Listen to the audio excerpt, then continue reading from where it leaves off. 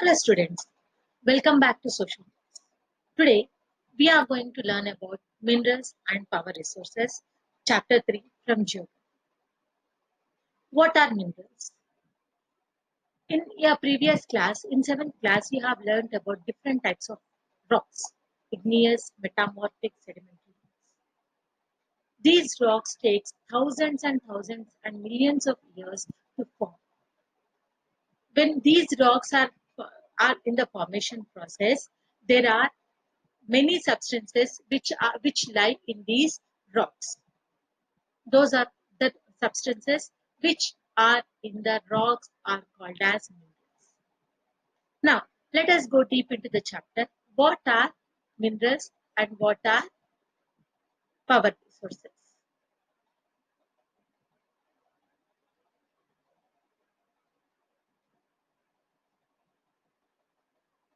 Minerals are, there are over 1,000 different minerals on the basis of composition. Minerals are naturally occurring substances that have a definite chemical composition.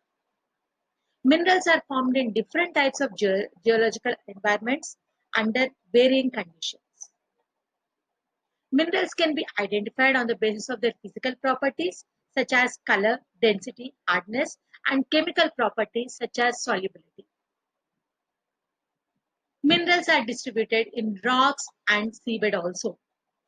Tropical regions are very rich in terms of mineral resources. There are over 3,000 different minerals on the basis of composition. Minerals are classified mainly as metallic minerals and non-metallic minerals. Now, what are metallic minerals? Metallic minerals contain metals in raw form. They are hard substances that conduct heat and electricity and have luster or shine. For example, iron ore, bauxite. Metallic minerals are of two types, ferrous and non-ferrous. Ferrous minerals contain iron ore, manganese, and chromides. Most of the iron and steel industries and heavy industries depend on this mineral. Non-ferrous minerals do not contain iron but may contain some other metals like gold, silver, copper, or lead. Now, coming to non-metallic minerals. What are non-metallic minerals? Non-metallic minerals do not conduct heat and electricity. They do not contain metals in them. For example, limestone, mica, gypsum, coal, and petroleum.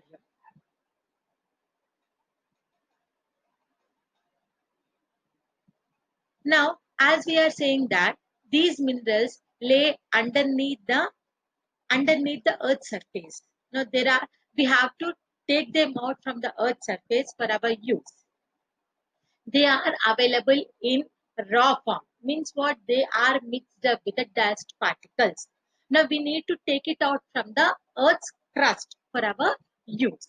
Now there are different processes of extraction of minerals like mining, drilling, and quarrying.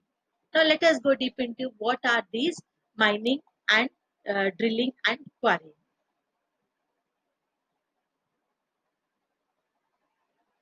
Mining is the process of taking out minerals from rocks buried under the earth's surface.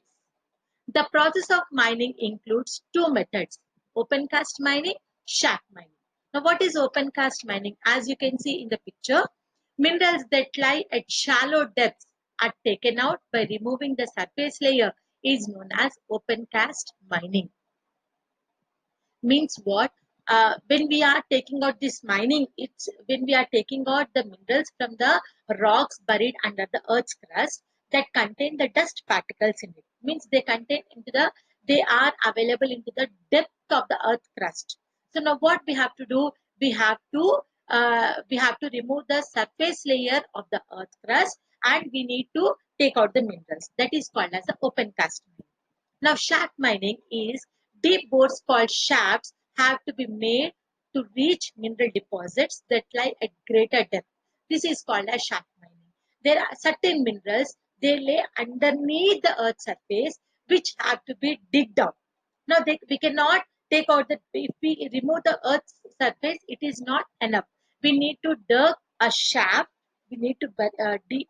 We are deep. We need to uh, dig a shaft. Means you must have seen the uh, bore wells where big lorries, big machines are used to drill the pipes into the earth's crust to get the water out of the earth's surface. In the same process, the minerals like petroleum are removed, are taken out by using the shaft mining.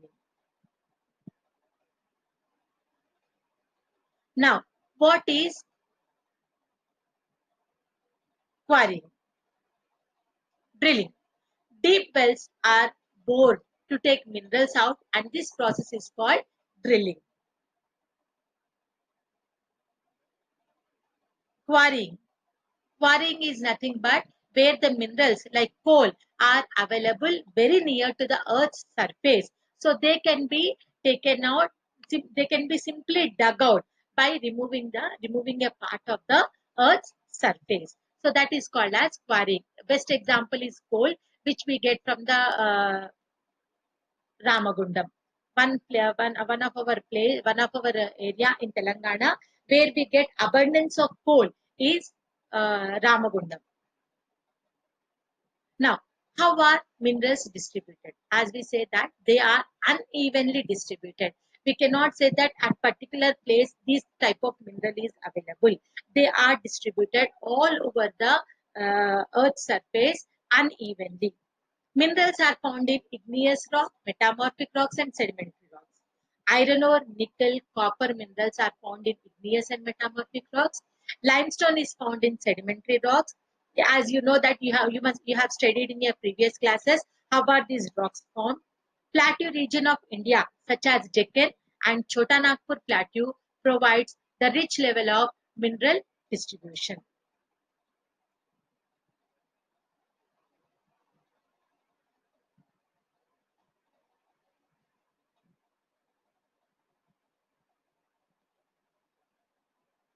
Now let us understand about what are the different uses of minerals. Some minerals which are usually hard are used as gems for making jewelry like diamond, stones like ruby, emerald are used for making jewelry.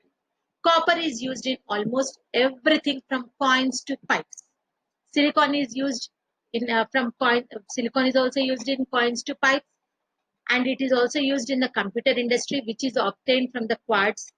Aluminium is used in automobiles, aeroplanes, bottling industry, building, and in kitchen cookware. Mica is used to make electrical appliances and glass making industries. Iron and steel is used in every industry. Without iron and steel, there is no industry, and we cannot expect, we cannot imagine our life without iron and steel industry. Now we are getting materials which are made up of wood, but iron and steel is a much biggest factory which gives us a lot of profit. Now let us understand about where are the minerals distributed in India. When it comes to iron, it is distributed in Jharkhand, Odisha, and Chhattisgarh. Bauxite, Jharkhand, Odisha, and Chhattisgarh. Mica, India is the leading producer of mica in the world. Jharkhand, Bihar, Andhra Pradesh. Gold, Kolar in Karnataka.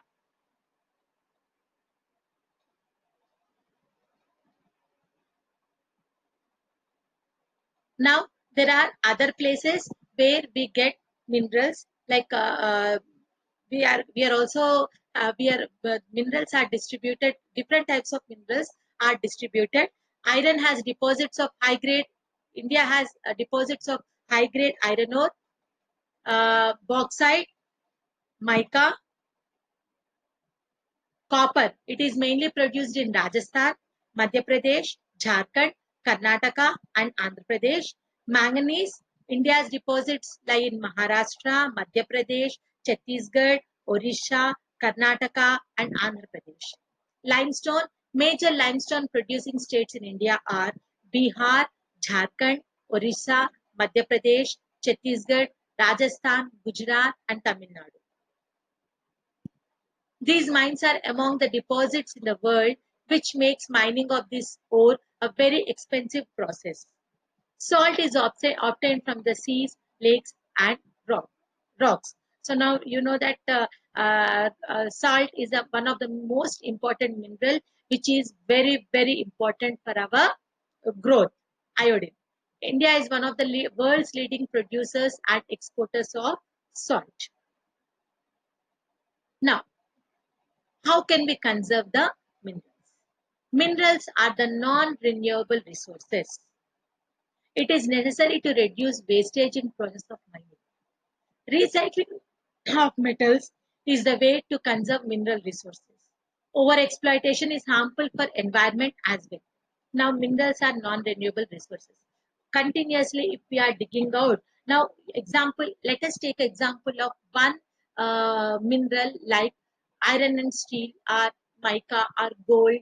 Now, any one mineral, when we are continuously digging out the mineral from the earth's surface, we cannot, it takes, as you know that it takes thousands and thousands of years to reform a mineral. Now once we start digging out the mineral and we waste it, we use it continuously, we waste it, then what will happen? It takes thousands and thousands of years to form, and finally we may be some, after some time we may be in short of these minerals. And over exploitation is harmful for environment as well. Now as you know that over exploit, when you use minerals in a high quantity, it causes damage to the environment.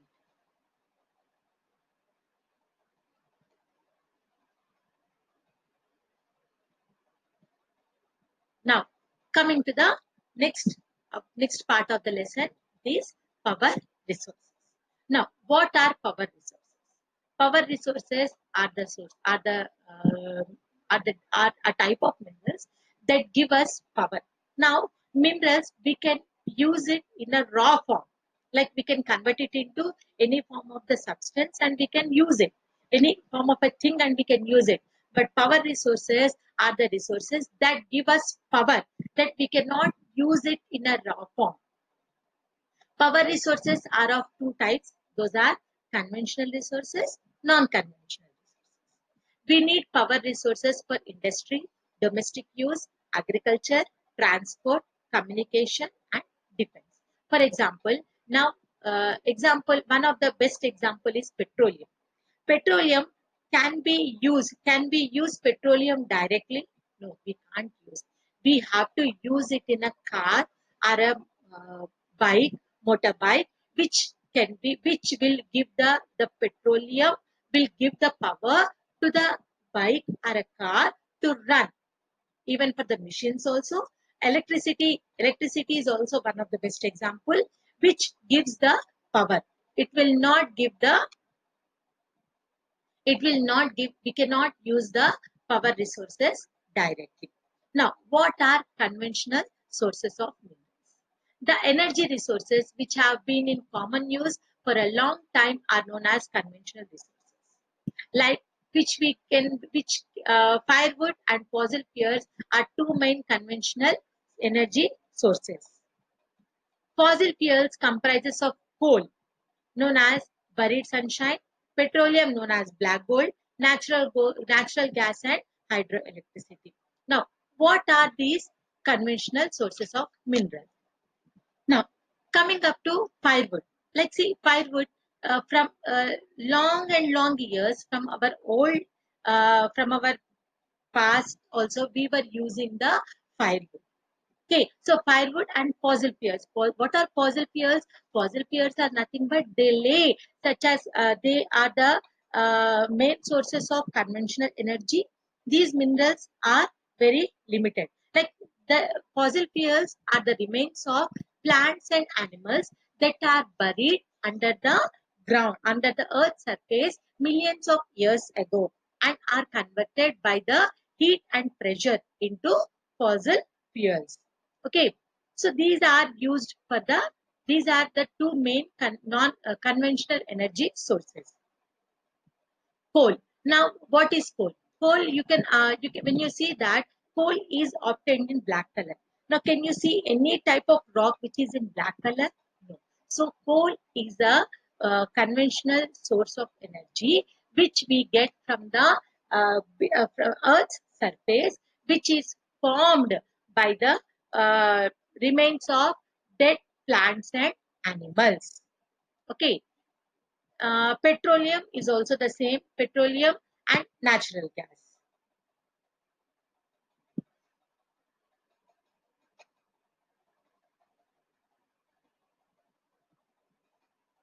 Now coming to non-conventional sources of energy. What are non-conventional sources of energy? Non-conventional sources of energy are, see, now when we are using this coal, uh, petroleum, natural gas, minerals, they may get, they after the high usage, we may not be able to get those minerals. But non-conventional sources of minerals are renewable in nature, like solar energy, wind energy, tidal energy, etc. Nuclear energy, biogas, geothermal energy. They are more expensive as it needs technological upgradation. India has a great potential for solar energy. Now coming to what is solar? Now we are having different types of energy, non-conventional sources of energies. What is solar energy? How we you must have seen in the uh, houses or on the rooftops where you can see the panels. Those are called as the solar panels. Now, how you get the solar energy?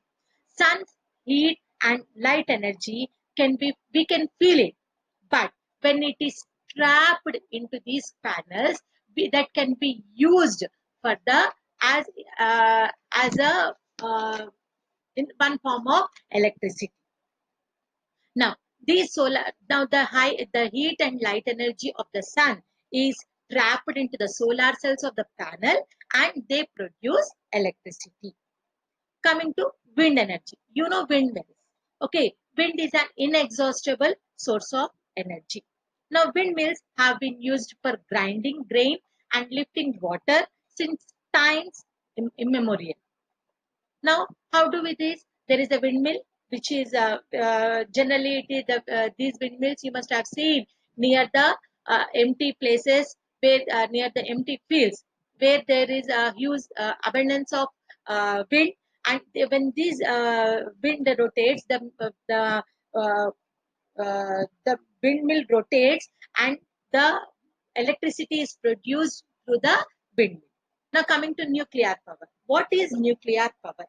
Is obtained from the energy stored in the nuclei of atoms of naturally occurring radioactive elements like uranium and thorium. Now, what are these fuels? What are these? Uranium and thorium are two different types of minerals. Now, these fuels undergo nuclear fission in nuclear reactors and emit power. Okay, so now by using uranium and thorium, nuclear power is distributed in India.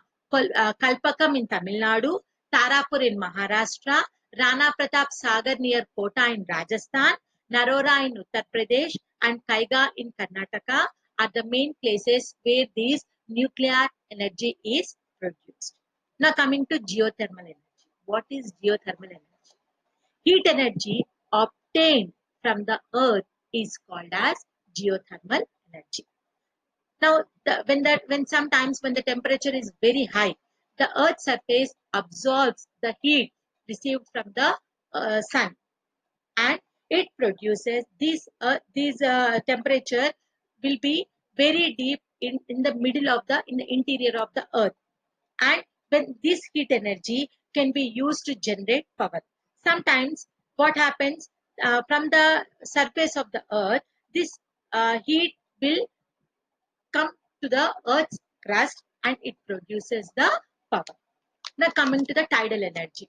By the meaning only, by the word tidal energy, by the word tidal energy, you can understand that this is the energy which is produced by the tides. Like this energy is harnessed by building dams at narrow openings of the sea. During the high tide, the energy of the tides is used to run the turbine in the dam to produce electricity. Now coming to biogas. Now everyone knows that we insist the continuously our government is insisting all the people to use the biogas instead of the natural gas. Why? Continue as the population is growing up, the increase in the population, the needs of the population, people are growing up, and the minerals and the use of minerals is also increasing, and the minerals, the quantity of the minerals is coming down.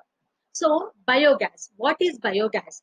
These biogas is the organic waste such as dead plant and animal material, animal dung, and kitchen waste can be converted into biogas. We have to, there is a pit which is made, and we have to convert all the, we have to put all, like whatever the waste we are throwing out into the dust bin, that can be thrown into the pit, and after several days that can be used to produce gas. You can see, you can understand that when you keep certain substance in a uh, activity that can be done is you take in a box, you take like the banana peels and the vegetable peels and some tomatoes which are rotten, and close the lid for 3 to 4 days or 1 week. When you open the lid, what will happen? One type of gas will come out, that is called as the biogas.